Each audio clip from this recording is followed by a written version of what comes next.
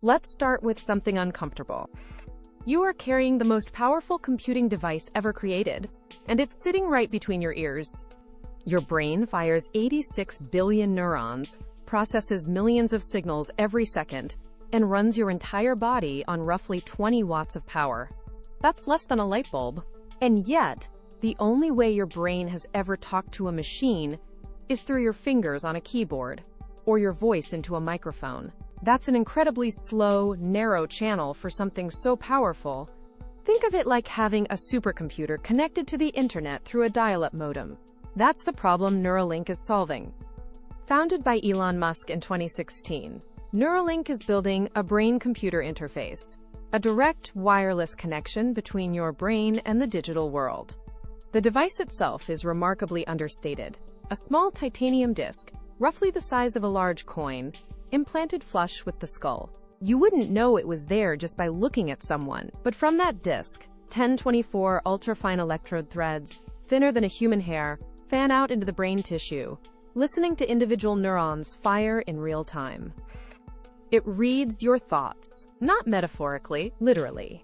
And what it does with those thoughts is where the story gets extraordinary. Here's where the technology stops being abstract and starts being human.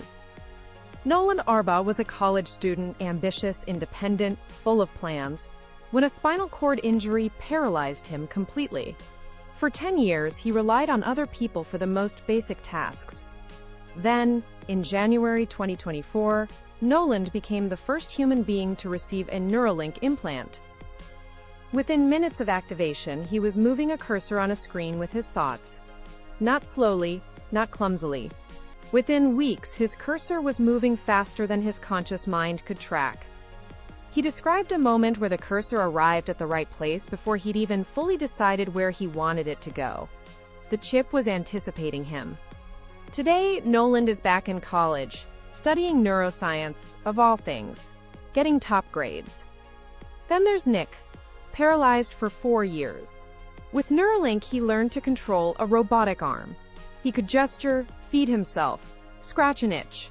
He said the thoughts weren't about directions anymore. They were about intention. He was thinking about holding a cup, and the arm held the cup. And Audrey, paralyzed for 20 years, discovered she's an artist. She's making intricate digital art through Neuralink and gaining recognition online. She says her mind finally feels free.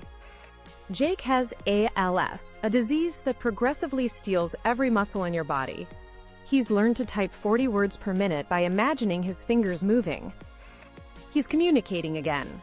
As of 2026, there are 21 people in Neuralink's clinical trials worldwide, and every single one of them is getting something back they thought was gone forever.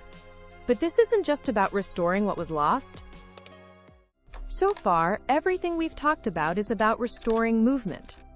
But Neuralink has a second product that takes things in a completely different direction, and it's called Blindsight.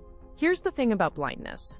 In most cases, the eyes stop working, but the brain's visual processing center is perfectly intact. The hardware is fine. The signal just isn't arriving. Blindsight fixes that. A small camera captures what's in front of you. That video feed is transmitted wirelessly to the Neuralink implant, which then directly stimulates your visual cortex, the part of your brain that processes sight. Your brain receives the signal and interprets it as vision. You're not seeing through your eyes, you're seeing through your brain. Neuralink just received FDA Breakthrough Device designation for Blindsight, which is the FDA's way of saying this is important enough that we're going to fast-track it. People who have been blind for years could see their children's faces again. They could navigate a street independently. They could see. Now hold that thought alongside Telepathy, the first product, and notice what's happening. Telepathy restores the ability to communicate and control. Blindsight restores the ability to perceive. Together, they're not just fixing what's broken. They're demonstrating that the brain can receive and transmit information through entirely new channels. Which raises a question Elon Musk has been asking since before Neuralink even existed.